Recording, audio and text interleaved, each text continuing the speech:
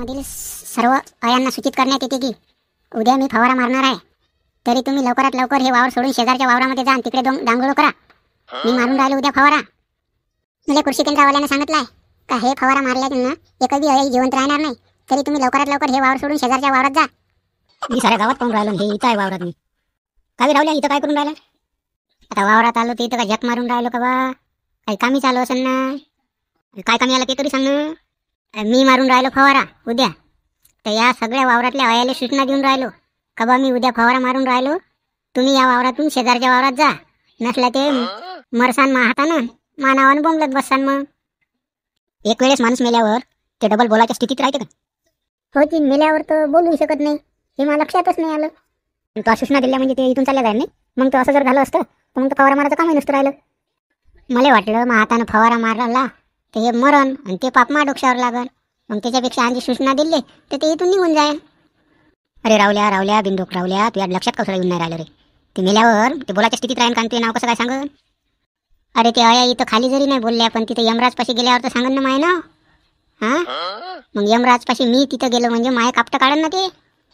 हो राजा, तुझ्या दिमाग काही चालून नाही राहिला हे मला समजून घ्या लागन. पण रावल्या, तुला 1 करोड रुपयाची लॉटरी लागली होती म्हणते राजा, आणि तो तिकीट वापस कोण केली रे? मग ते असं झालं राजा, मी माय 1 करोड रुपये मागायला गेलो त्याच्यापाशी. ते म्हणे मले याच्यातून टॅक्स म्हणून 30 लाख रुपये कटते म्हणे. मी म्हणलं बा 30 लाख देत नाही मी, माय 1 करोड पुरेच्या पुरे दे. मग तो 30 लाख रुपये दिले कोण नाही? मी का माया घाटा करून घेऊ का बा? मी 30 लाख नाही दिले त्याले. ते म्हणे 30 लाख दे, ते 1 करोड देतो. मी कुठून देणार आहे? माया का घाटा करून घेऊ का मी 30 लाख त्याला देऊ? मी त्याच्यापेक्षा युक्ती लढवली, ते तिकीट मारली त्याच्या मस्तकीन, माझे 100 रुपये वापस घेऊन आलो. काय मित्र, आपल्या मराठी लोकांचे दिमाग अशा आहे म्हणून मराठी लोक मागाय. तुम्ही तरी एखादा मराठी माणूस पुढे काळासाठी या चॅनलला लाईक आणि सबस्क्राईब करा. तू लवकर ये, आपल्याला गणपतीची वर्गणी मागा लागते. मी चाललो आता घरी. अरे बा, वर्गणी मागायची असेल तर आजच मागा. उद्या मी रिकामा नाही, उद्या मला मारा लागते फवारा. तुला तर माहिती आपल्याला दरवर्षी 2 दिवस पाहिजे वर्गणी मागायला पुरं गाव. असं कर ना, आज मागू आपण काही वर्गणी, काही परवा मागू.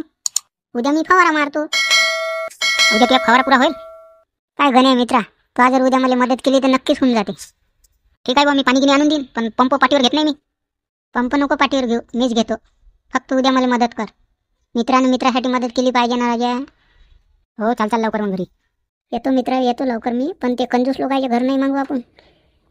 मकानं बांधलेले काय जे वर्गणी देत नाही. अजून कोण राहिले याचं? मी राजा कामधंदे सोडून आलोय वर्गणी मागायला. अरे आपण 4 जण आहे का? अरे जे आले ते आले, चालू तर कर. मी काय म्हणतो राजा, आपण लोकांच्या घरोघरी फिरल्यापेक्षा मीटिंग घेऊया. त्या मीटिंगीत आकडा ठरू वर्गणीचा. एरिया आपल्या गावामध्ये एकच गणपती आहे ना. तू म्हणता आपण घरोघरी गेल्यापेक्षा मीटिंग घेऊ. असेच तर वर्गणी देत नाही राजा. मीटिंग ठेवली तर मीटिंगीत एकही नाही यायचं होय. आणि पाय ना, आपलाच तो सदस्य काले आला नाही ना. काल्या मला तिकडे मारुतीच्या मंदिरात दिसला होता, येतो म्हणे. ते येन आपण इथून वर्गणी चालू करू. ओ काकी बाहेर आहे ना वर्गणी घेऊन गणपतीची. हो मावशी, दरवर्षीप्रमाणे गणपतीची वर्गणी होय. गणपतीची वर्गणी होय. आता तर पैसे नाही सध्या. काय हो काकू, ते पहिल्याच घर घेतलं ना, पहिल्याच वेळेस नाही म्हणतो का? काही ना काही दे ना. हो बिचारे, लाडकी बहीण योजनेचे पैसे आले असेल ना, दे ना त्याच्यातले जराशे खर्च कर ना. देते ना रे बा. आता यायचा कसा भाऊ मुख्यमंत्रीच आहे, तर देणं नाही तर काय करून देतेस, दरवर्षीपेक्षा जास्त देते.